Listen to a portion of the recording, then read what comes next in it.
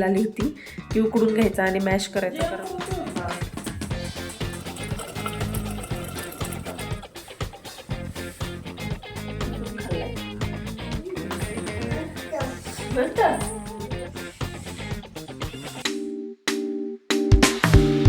Hi hello नमस्कार, मी ऋतुजा तुमच्या सर्वांचं स्वागत करते माझ्या ब्लॉगमध्ये.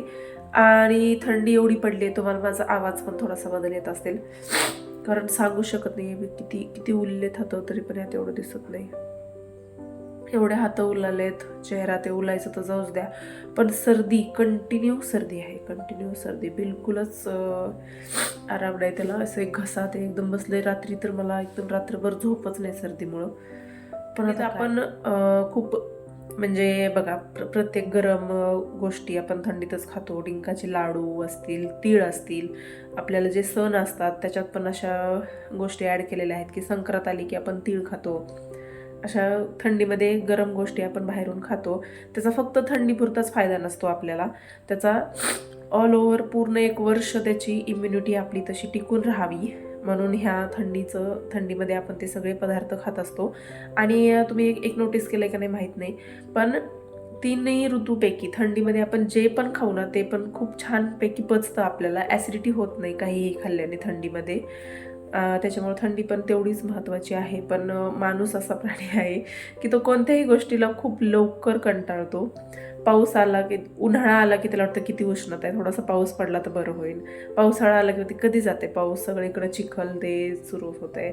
परत थंडीत असं वाटतं की कधी जाते थंडी, गरम होते. आणि खूप थंडी वाजते, उलतंय, सर्दी होतीये, आजारी पडतायत सगळे.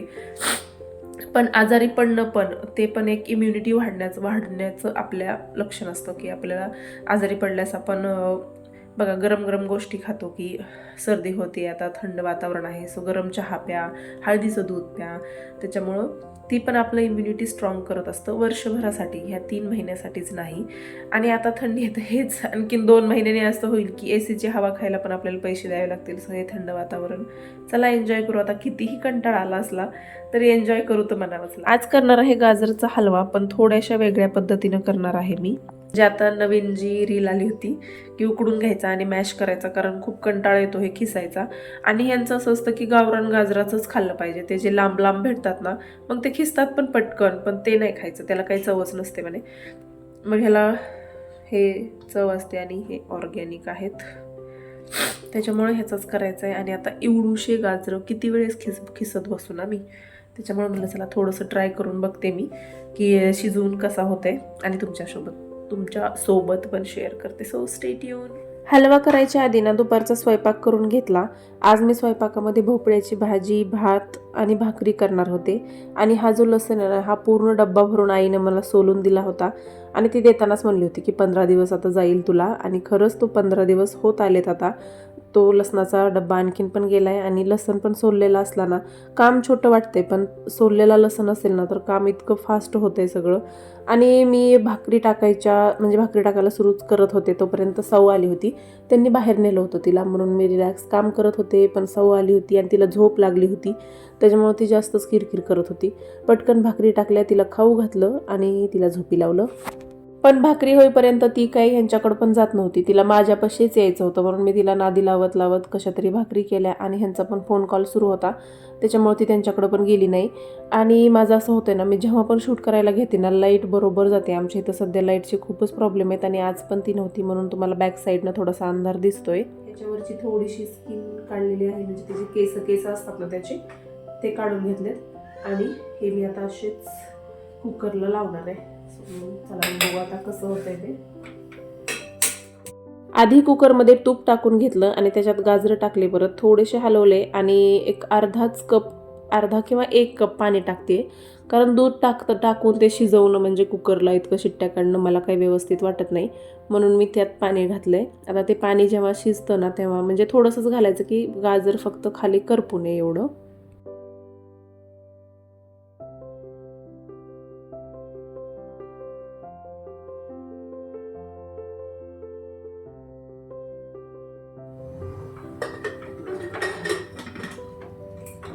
कुकरच्या 2-3 शिट्ट्या होत आहेत, तोपर्यंत म्हणलं ह्या भाज्या नीट करून घ्याव्या. आईने दिल्या होत्या लाल पानाची भाजी आणि ओल्या हरभऱ्याची आता ह्या भाज्या कितीही वेळ खाऊ असल्या ना की निसायला वेळ लागतोय काय, पण आता ह्याच सीझनमध्ये मिळतात ना ह्या रानभाज्या, त्याच्यामुळे ह्या खाल्ल्याच पाहिजेत. आणि माझ्याकडं असं कोणी काही नाटक करत नाही की हे नको ते नको. हां, साऊ थोडी लहान आहे, तिला आणखीन काही एवढं कळत नाही. आणि सानूला जर एखादी भाजी आवडली नाही ना मग ती धपाट्यात घालून द्यायची, कारण धपाट्यात खमंग लागतं मस्त. त्याच्यामुळे ती विचारत पण नाही की ह्यात काय काय घातलं आहे, त्याच्यामुळे पोषण कसं तरी मध्ये जातच आहे. आणि साऊ पण ती धपाटं खाते, दही धपाटं तिला कोणतंही फार आवडतं, त्याच्यामुळं भाज्या तिच्या पण भरपूर जातात. आणि आम्ही तर काही नखरे करतच नाहीत. 3 शिट्ट्या झाल्यात आणि आता आपण ह्याला उघडून बघणार आहोत. चला, मोमेंट ऑफ ट्रूथ कसा झालाय.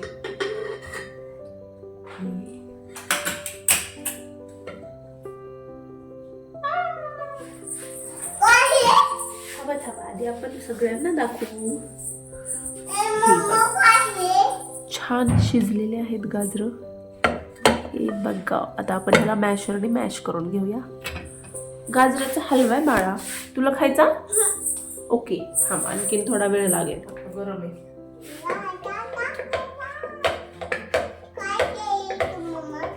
गाजरचा हलवा,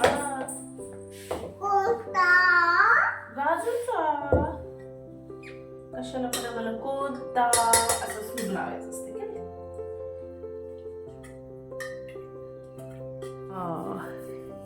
मस्त मॅश झालेलं आहे. आता ह्याच्यात घालूया आपण साखर, काजू बदाम आणि इलायची. तसं नाही करायचं, फक्त लाईट लावायची आपल्याला.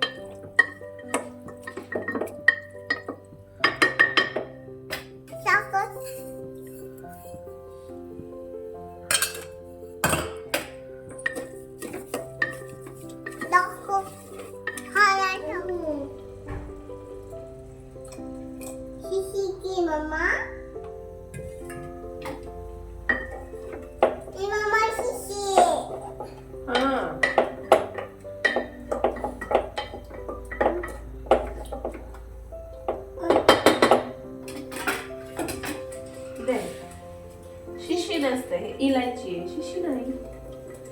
काळं दिसलं ना म्हणून ती म्हणते शिशी आहे.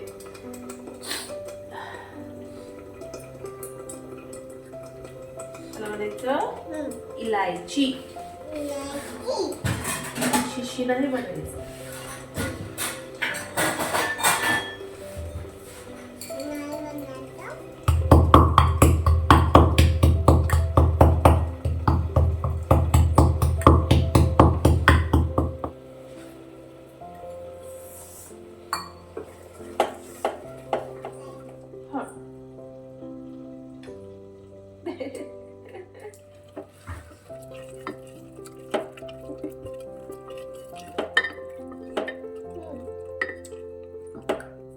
तुम्हाला जर म्हणजे पटकन करायचा आहे हलवा, गाजर खिसायला वेळ नाही ना, तरच असा हलवा बनवा.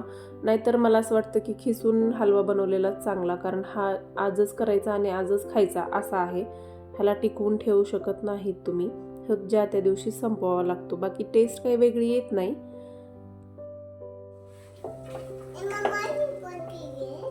इलायची,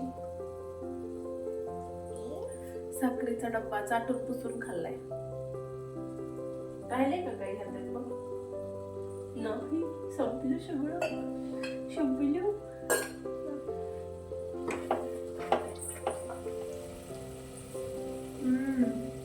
खा तरी नीट आधी. त्याच्या आधी 2 चमचे खाल्ले म्हणून इन्स्टंट रिव्ह्यू आलाय. खाल्ला काय बरं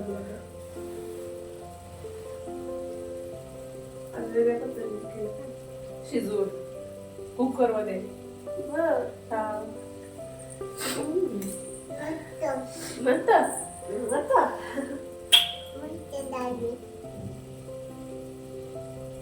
तुम्ही अशा प्रकारे शिजवून पण गाजराचा हलवा ट्राय करू शकतात. खूप छान होते. जर गेस्ट आलेत, कोणी पटकन करायचंय, खिसायला वगैरे वेळ नाहीये, तर गाजर कुकरला लावून मॅश करून इझिली, खूप टेस्ट अजिबात बदलत नाही. हा एक होतं की हे जे गाजराचे मधले असतात ना, त्याला मांजर म्हणतात, शिरा त्याच्या, ह्या तशाच राहतात. मग ह्या थोड्या थोड्याशा त्याच्यात येतात, जे की खिसल्यावर एकदम बारीक होतात. बाकी टेस्ट बिलकुल नाही बदलत. खूप छान हलवा होते, तुम्हीही ट्राय करा. चला तर मग बाय, आपण भेटू पुढच्या ब्लॉगमध्ये.